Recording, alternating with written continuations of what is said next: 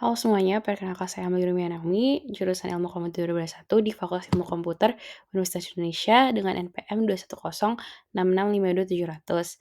Saya akan menjelaskan bagaimana menggunakan modul point of sale atau disingkat POS pada UDU 17.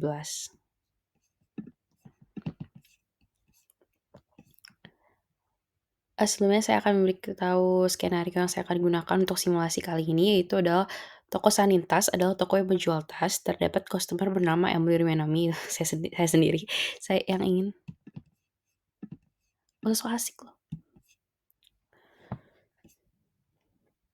Sebelumnya saya akan menjelaskan skenario yang saya gunakan untuk simulasi kali ini, yaitu adalah toko Sanintas adalah toko yang menjual tas. Terdapat customer bernama Emily Menami yang ingin membeli produk sebagai berikut. Jadi ada nama tas-tas sekolah itu satu piece, terus itu harga 150.000 tapi ada diskon 15% yang jadinya harga 127.500. Terus tas laptop itu dia 2 pieces dengan harga 100.000, total jadi 200, terus habis itu tas kerja 1 pieces, dengan harga 200.000 dan totalnya adalah 527.500. Terus nanti customer nantinya akan membayar dengan cash 16.000, namun setelah customer mendapatkan produknya terdapat ketidaksesuaian produk sehingga akan dilakukan refund untuk satu tas sekolah. Itu skenario yang saya akan gunakan.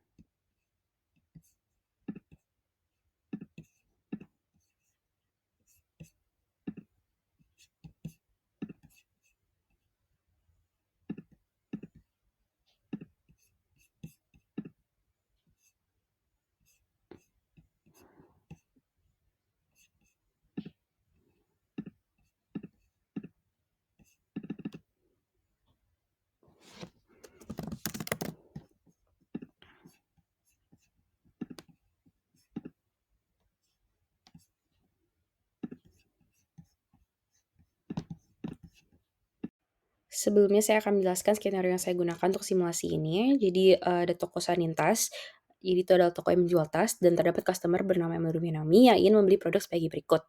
Jadi ada tas sekolah 1 piece, tas laptop 2 piece, tas kerja 1 piece dengan harga yang tertera gitu ya, dan contohnya di si tas sekolah ada diskon 15%, sehingga total-totalnya itu akan ada penjualan 57.500. Nanti customer-nya akan membayar dengan cash sebesar 600.000 sehingga entar ada kembalian.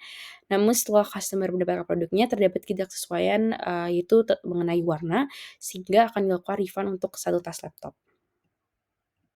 Oke, selanjutnya saya akan menjelaskan simulasinya, yaitu, di sini saya udah ada login gitu ya, di sini sebagai admin aja biar bisa mengakses semua modul dengan cepat gitu ya. Jadi yang pertama itu kita ke modul sales dulu gitu ya untuk menyiapkan produknya. Jadi, produk yang kita akan gunakan, kita harus, mengaktifkan dulu available in POS ini supaya ada produknya di point of sales gitu ya. Di sini saya aktifin tas kerja, tas laptop, tas sekolah, dan tips ini tidak gitu ya. Terus habis itu top up wallet juga tidak, terus diskon itu saya aktifkan gitu, oke. Setelah itu kita ke modul point of sales. Nah, kita ke products dan bisa dilihat bahwa hanya ada produk yang tadi kita, centang available in POS-nya itu. Selanjutnya kita ke dashboard, di sini sudah ada point of sale yang, saya udah sempat buat gitu ya, sempat saya gunakan. Tapi kalau kita belum ada, kita bisa ke configurations, ke point of sales, terus abis itu kita bisa klik new gitu ya. Klik new dan tambahkan point of sales yang kita inginkan, gitu. Oke, selanjutnya di sini, ada juga payment method gitu ya, kita bisa menyiapkan, terus kalau misalkan udah kita bisa ke si point of sale kita gitu ya. Di sini kita, open session aja untuk memulai sesi baru dan kita bisa ngasih lihat nih cash apa yang kita misalkan ada berapa gitu. Misalkan saya mau, opening cash-nya di sini 0 aja ya. Jadi open session, terus abis itu di sini kita tinggal, melakukan penjualan gitu ya. Jadi sesuai dengan customer yang tadi mau beli gitu ya. Ini kita tambahkan tas kerja, tas laptop, tas sekolah gitu ya. Terus sesuai dengan, skenario gitu ya bahwa tas laptop itu ada 2 piece. Itu jadi caranya adalah kita tinggal klik aja, produk tas laptop, terus abis itu kita klik quantity, terus kita pencet quantity yang kita mau gitu ya. Di sini udah berubah jadi 2 gitu. Terus untuk diskon juga kita bisa gunakan, misalkan kita pencet diskon, terus kita klik gitu, misalkan kita mau diskon 80% gitu, nanti jadi 40.000 gitu kan. Kita bisa tinggal, hapus aja kalau ada kesalahan, terus price di sini juga kita bisa ganti gitu, misalkan di sini 0, jadi 8 tuh. Tapi misalkan di sini kita balikin lagi jadi 100.000 gitu. Oke, udah sesuai gitu ya di sini. Terus kita pilih customer gitu, customer mana yang beli gitu ya. Di sini ada list customer, tapi kalau misalkan, kita belum punya gitu customer-nya, kita bisa create dulu, terus kalau misalkan udah ada, kita tinggal klik aja. Kita bisa juga ngeliat detailnya gitu ya. Di sini udah customer Emily Rumianami, dan kita juga bisa menambahkan customer note. Misalkan ada, eee, notes dari customer-nya gitu yang dia mau berikan untuk, penjualnya gitu ya. Ini kita bisa pencet ke customer note, dan ini karena dia di tas laptop, saya mau ngasih kalau misalkan entar satu warna hitam dan satu laginya itu dia warna putih gitu, untuk memberikan catatan ke penjual. Oke, ini udah ada di sini note-nya. Terus abis itu kalau misalkan udah sesuai gitu ya, kita tinggal pencet aja ke payment. Nah, di payment ini ada pilihan dari cash, bank, sama customer account gitu. Nah, di sini saya menggunakan cash gitu. Nah, setelah cash ini, kita bisa ngeliat ya di sini dia membayar dengan 57.500, tapi sesuai dengan skenario tadi saya bilang itu menggunakan cash, 600.000. Bentar ya. Ini kita tinggal klik aja, dia jadi 16.000. Dan di sini kita bisa ngeliat ya remaining-nya, berarti sisa 467.500 yang belum terbayar gitu, dan change-nya masih 0. Tapi kalau kita 100 berarti artinya udah semuanya cukup uangnya, tapi ada kembalian 72.500 gitu. Dan kalau misalkan sudah, kita bisa langsung, validate aja. Nah, di validate ini kita bisa langsung ada receipt-nya gitu ya. Kita juga bisa langsung klik print receipt gitu ya untuk, dapetin si PDF-nya. Oke, di sini saya tidak usah print, atau kita juga bisa nge-email gitu receipt-nya apa ya, yang kita mau send gitu, misalkan user@gmail.com, terus kita tinggal pencet ini, tombol ini untuk mengirimkan receipt-nya ke, email tersebut gitu.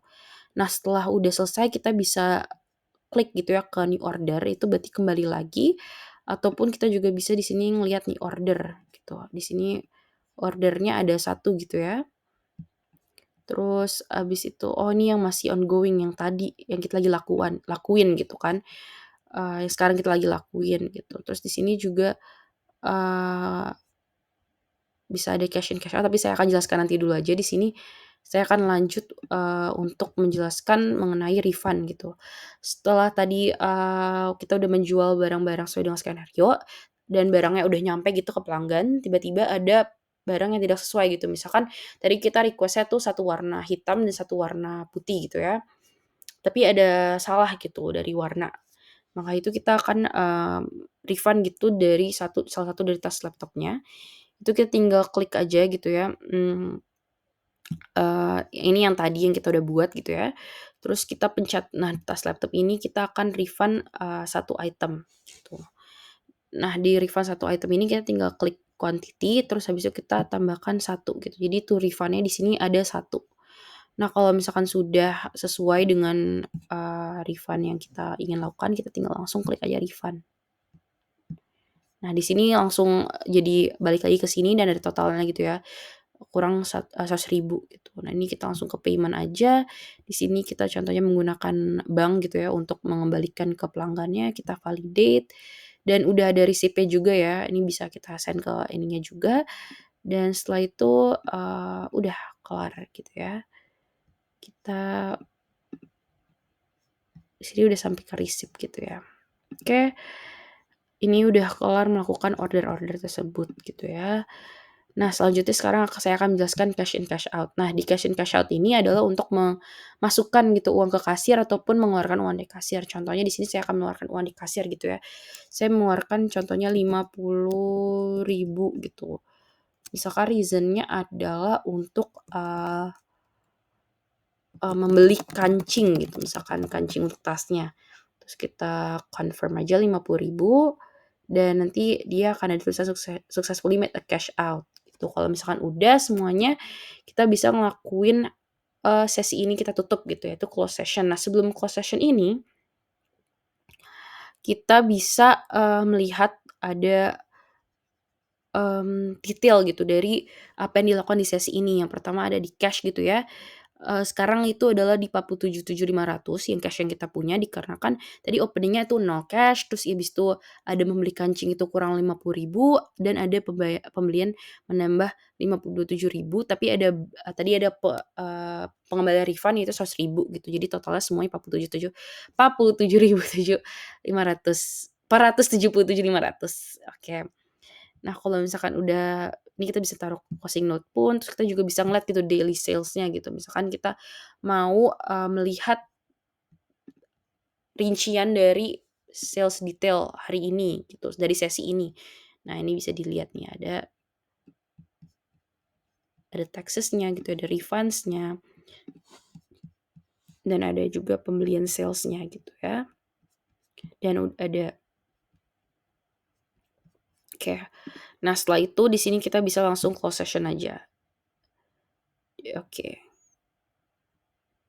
Oke, kalau sudah, kita udah kembali ke ini dan kita bisa ngeliat di sini ada list ordernya yang tadi kita lakukan gitu ya. Ini adalah yang saya lakukan sebelum ini, yang 527.500 dan pengurangan 100.000 gitu ya.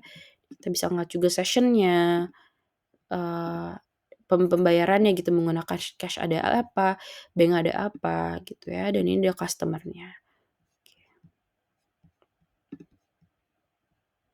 Sekian penjelasan saya mengenai simulasi penggunaan modul point of sales. Terima kasih dan semoga bermanfaat.